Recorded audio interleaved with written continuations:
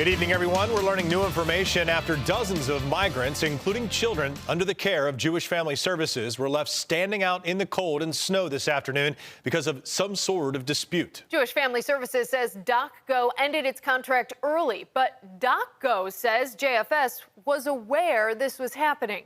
Our Trina Catterson is here to break it all down for us. Trina. Dave and Kelsey, the incident has sparked lots of questions about coordination between Jewish Family Services, which is managing housing for asylum seekers in our area, and DocGo, the private firm initially contracted by New York City to handle housing. Now, I reached out to several parties to try and get some answers. The situation began to unfold around noon on Wednesday when News 4 was first called with reports of a group of migrants standing outside of the Motel 6 located on Maple Road in Amherst. A News 4 photojournalist arrived on scene at 1 p.m. and saw those migrants still waiting outside in the rain and snow.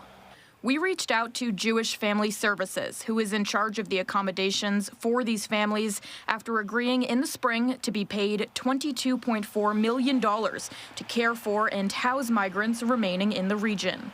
JFS initially told us keeping the families in the cold was due to an issue with a private security firm.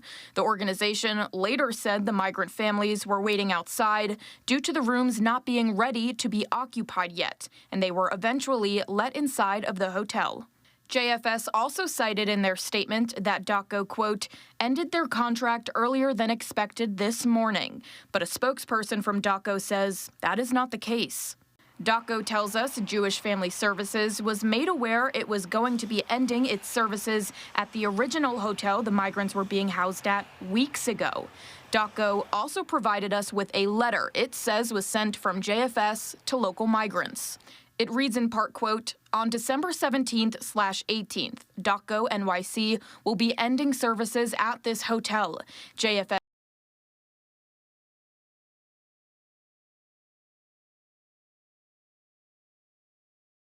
we reached out to JFS again.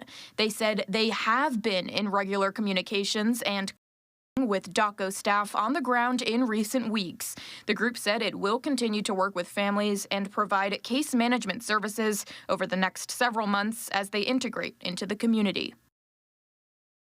We also reached out to some of our local politicians for comment. Legislator Frank Todaro, who represents the 8th District, says he's disappointed in how the situation unfolded. State Senator Sean Ryan initially indicated he would offer a statement on what happened today at the Motel 6. He later declined to comment, citing conflicting information. We also reached out to New York Mayor Eric Adams' office and have not heard back. In the studio, Trina Catterson, News 4.